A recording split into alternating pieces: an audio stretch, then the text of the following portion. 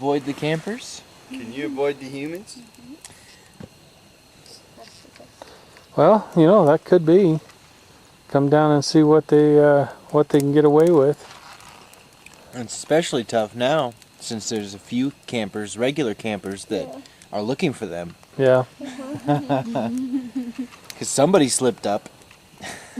Yeah, somebody slipped up and caught my attention, huh? So. Well, you know, to be honest with you, I don't really care. It's just fun. Yeah. You know, it's just flat out something to do. It's fun. You might as well do something and enjoy what it is you do. And I know that working for the man, that ain't no fun. Yeah. Working for the woman isn't either. No, I guess not. But yeah, I do enjoy coming up here and spending time up here. And yes, we do need more equipment, more support. I guess I should put in a 2-cent plug here. You know, the if we could get some donations going or sponsors going or maybe even a TV or two interested in us, you know, we might do all right. But the problem is there's so much stigma behind the Bigfoot that people are reluctant to talk and so forth. More reluctant to listen. More reluctant to listen. I just don't see how they can have ghost hunters and not have us. Yeah. You know what I mean? Yep. I mean, it just doesn't make any sense. How can you have ghost hunters, which everything it can be explained what they're doing? Yeah. And nothing what we're doing can be explained.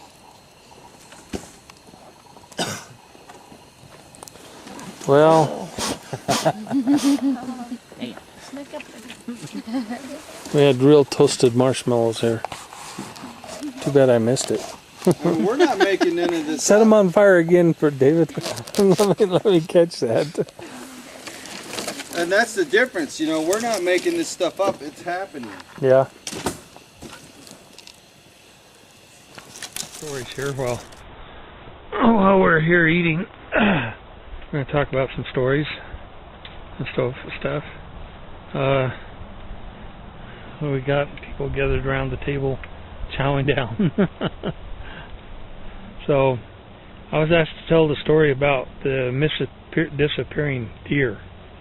That happened many years ago when I was just about 18, I believe. We were hunting in the Escadilla area, and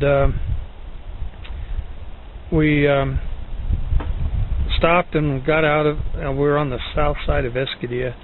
We stopped and got out of our truck and started our way up a ridge, and we ran into some hunters that were in a very big hurry down off the mountain.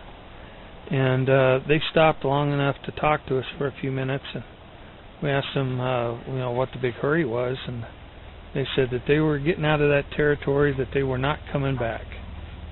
And they told us that there was a buck up there somewhere that they had hit and knocked down, but they were never able to find the body. And if we wanted to go up and follow the blood trail and try to find the body, we were welcome to the buck. So my brother-in-law and I decided to do that. And you know, they pointed out a set of trees and stuff to tell us where the blood trail began, and so we went up there, and sure enough, we found blood on the ground, and it was bleeding quite badly. So we knew that it wouldn't go too far before it laid down and died.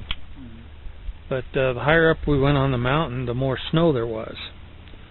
So we followed the blood trail into kind of like a thicket, and it come up and to a point where the buck had laid down in the snow and thrashed in the snow, looked like it was getting ready to die. A lot of blood all over the place, but there was no body. And so we looked around a little bit, and we picked up another blood trail leading from that particular spot. And we took off following that, and it made like a quarter of circle with a radius of probably about 50 yards. And it laid down in the snow again and had been thrashing again.